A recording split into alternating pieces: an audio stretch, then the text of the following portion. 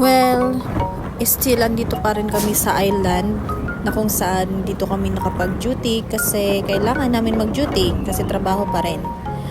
At papunta kami ng Marubay kasi magdi-deliver kami dito ng parcel na naman. Ngan, ini nga, tagyaon sini nga parcel diri na mo mahanap kung hain ini siya. So, adi kami nakiana, ngan, sigilat na mo panlibot kung hain siya. And tumanan ako duha nga kaupod kin mamala kontak ito customer kaso uncontacted lat, so kaya kinuri kami dili nangiana tapos tambay dali kay kapaso nga na-deliver na mo gihapon ang parcel pero ginpa-cancel out ta nga pagkatapos na mag-deliver nagdiretso na kami pa barangay Salvacion sini nga Batag Island.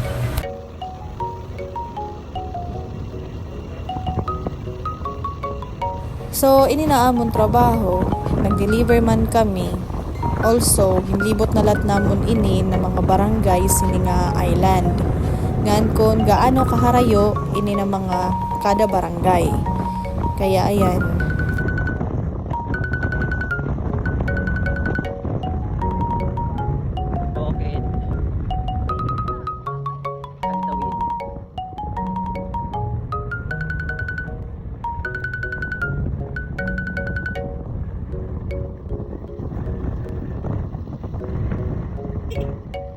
Kahalabasan ang mo biyahe nga di para la sini makabot na sayo ng barangay. Di bali long ride ang ganap na mo di sa Kauropod.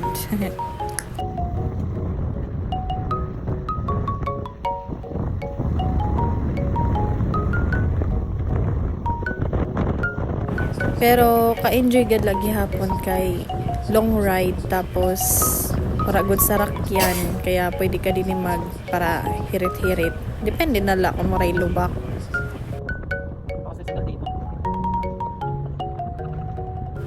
Nga nakaabot gihapon kami sa barangay Salvacion, so adi kami dito sa era Pantalan. So kaupaysan sunset, maula talaga ginhabol sini kaya medyo mahirit-hirit na magbiyahe kanina. Kaupay here. Ngan, I love the view. Cherries.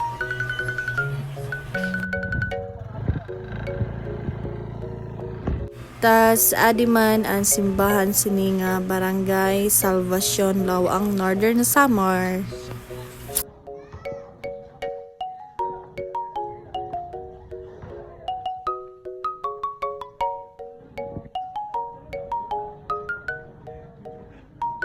Tapos nanguli na kami kay bakit maabutan pa kami sa gabi.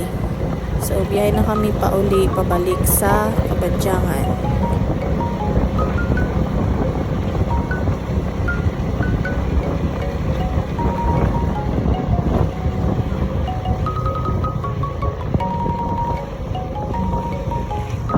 Ngan, na kami, naka-OD na, nga niflex ko lang ako, easy, anlaw say, at balitaw, adi na kami sa port ng huli pala, ngan, mga gabi na, mapay kayo nakaabot kami sa Natabatab-pa.